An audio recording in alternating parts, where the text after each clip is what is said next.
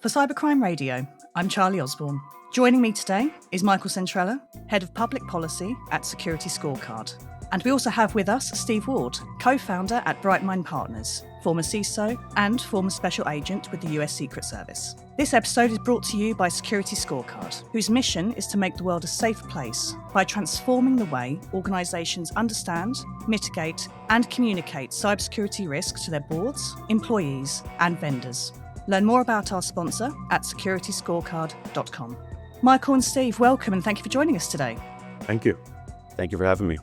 So I'd like to start with you, Michael, for our first question. Now, there's been recent shiny hunters-related breaches that have impacted major organisations worldwide. What lessons should state and local governments take away from these incidents? Well, thank you for that question. I think the biggest lesson is that cybersecurity is no longer just about protecting government networks. Many of the most significant breaches today originate through vendors, through contractors, software providers, and other third parties that support government operations. So when it comes to state and local government, the need to recognize that their security posture is only as strong as their broader ecosystem they depend on. So visibility into external risk, examples like continuous monitoring or proactive engagement with suppliers are becoming just as important as traditional cybersecurity controls inside government systems. So, Steve, in your opinion, why are cybercriminal groups increasingly targeting the broader ecosystem of vendors, contractors, and service providers that support government operations?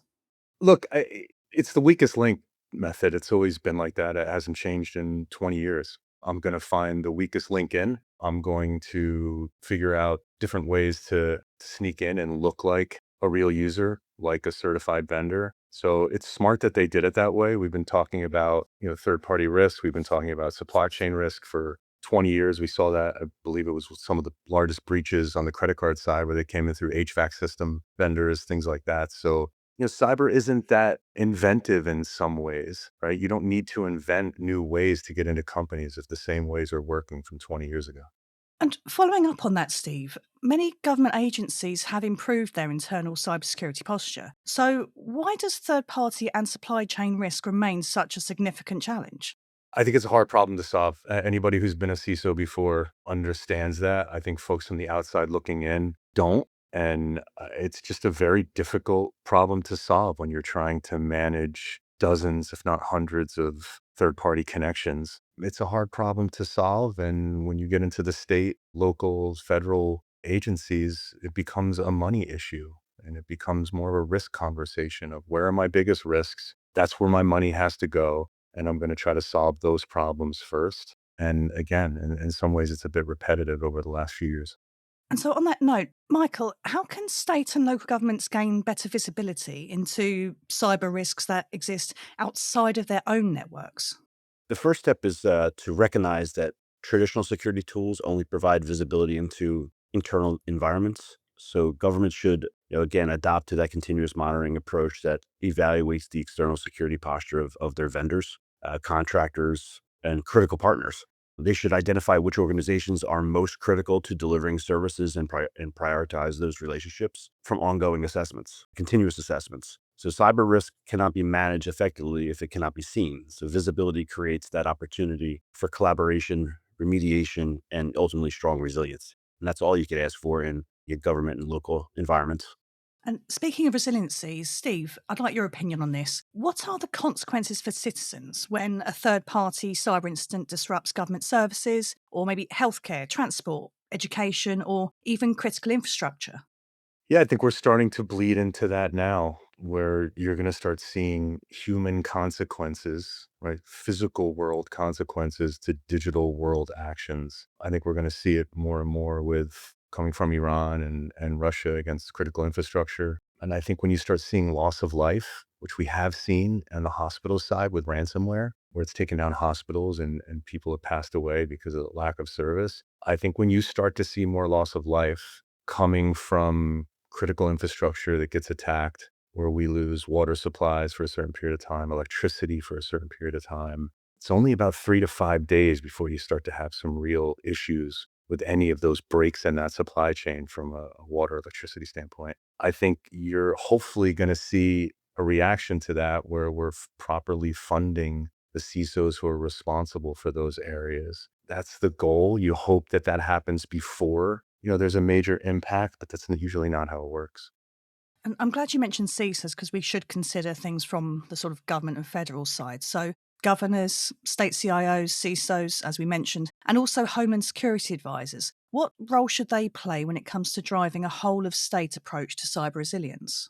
Yeah, this is really close to a lot of conversations I have on a daily basis with local, state, and federal leaders. Cyber resilience must be driven from the top. Governors can establish cybersecurity as a statewide priority and encourage collaboration across their agencies, local governments, critical infrastructure operators, and even collaboration and partnership with private sector. But as Steve could probably attest to, CIOs and CISOs should focus on creating visibility and sharing intelligence on the state, local, and even federal level, and also coordinate risk reduction efforts. Homeland Security advisors can help align preparedness, response, and recovery planning. But again, the cyber threats do not respect organizations' boundaries, so leadership must think beyond individual agencies and focus on protecting the entire ecosystem. Well, I'm glad you mentioned that because we also need to think about sort of public-private partnerships. And on that note, Steve, how can public-private partnerships help governments when it comes to identifying and mitigating cyber threats before they become major incidents?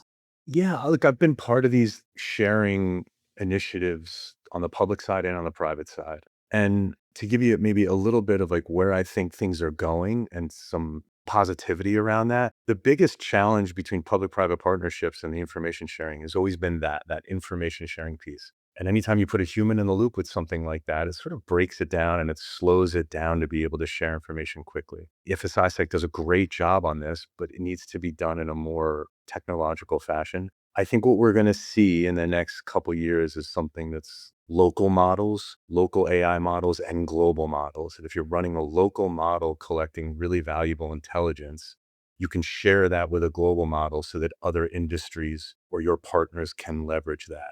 I think that's actually going to be the thing that solves this. Now you have to get through all of the red tape and the regulatory issues of solving, knowing what to share and what to redact. But that's always been the challenge, is how do we technologically share it so it can be built right into an IDS system, an IPS system, into a proxy change. That I think is coming with these local and global models that are being built right now. It's probably going to take a year or two, but I'm pretty excited about that piece. And I think it's just going to allow us to move faster and protect our environments faster as a country. And I'm pretty positive about that. We'll be right back after a quick word from our sponsor. Increased cyber risk is a reality of today's digitally connected world. The volume and sophistication of ransomware and supply chain attacks mean organizations must mature their cyber risk management practices. Today's organizations need the power to see from the outside in, as well as the inside out. With SecurityScorecard, organizations gain the power of knowing through the outside-in visibility needed to continuously monitor security controls. Our platform's world-class external monitoring capabilities are complemented by SecurityScorecard's cyber risk and resilience services. It's time to move from risk management to risk intelligence, because when you know more, you can do more. We believe every organization has the power of knowing their trusted and transparent instant security scorecard rating. For yours, visit securityscorecard.com today. And now, back to the podcast. And Michael, looking ahead, how should government leaders prepare for the next generation of cyber threats from groups like Shiny Hunters?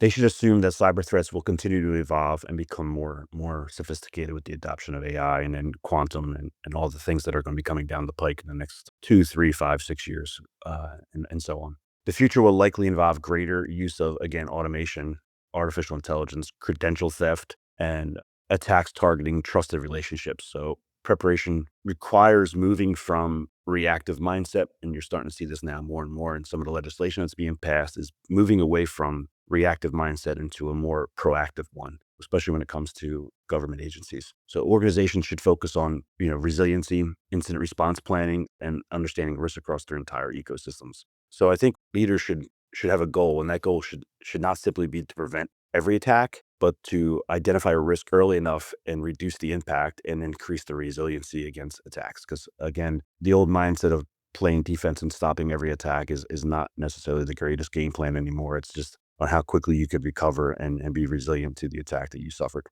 I think that's extremely valuable advice. And speaking of advice, to wrap up this episode, I have a question for both of you, which is if you could give one piece of advice to every governor, mayor, CIO, and CISO listening today, I'd like to know what that would be. So, Steve, perhaps if you'd like to start us off.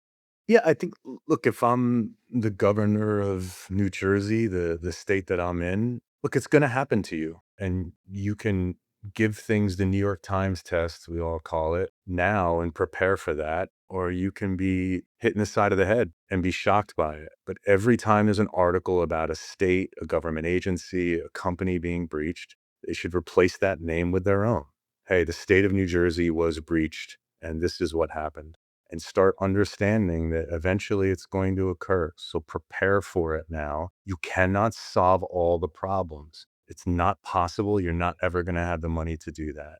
But you can still solve really basic problems that cause attackers to move to other places, least path of resistance type things. So you can focus on access. You can focus on certain things that are just sort of table stakes and prepare for it. I think that's the best advice I can give them. And Michael, what are your thoughts? Yeah, I'm just going to reflect on the work that we're doing here at Security Scorecard and the mission that I'm involved in every day with local and state leaders is stop thinking about cybersecurity as a problem that only exists within your own organization. The greatest risks often originate outside your network through your vendors, your suppliers, your partners that support your mission on an everyday basis. And I think Steve just said it too, like you're only as strong as your weakest link, right? So it's shoring that up. If you can see the risk, you can manage it. If you cannot see it, then you are likely learning about it on the New York Times when a breach has occurred. So the future of cyber resiliency is understanding and securing your entire ecosystem, not just your perimeters anymore. For Cybercrime Radio, I'm Charlie Osborne. This episode is brought to you by SecurityScorecard, whose mission is to make the world a safer place by transforming the way organisations understand, mitigate, and communicate cybersecurity risk to their boards, employees, and vendors. Learn more about our sponsor at securityscorecard.com.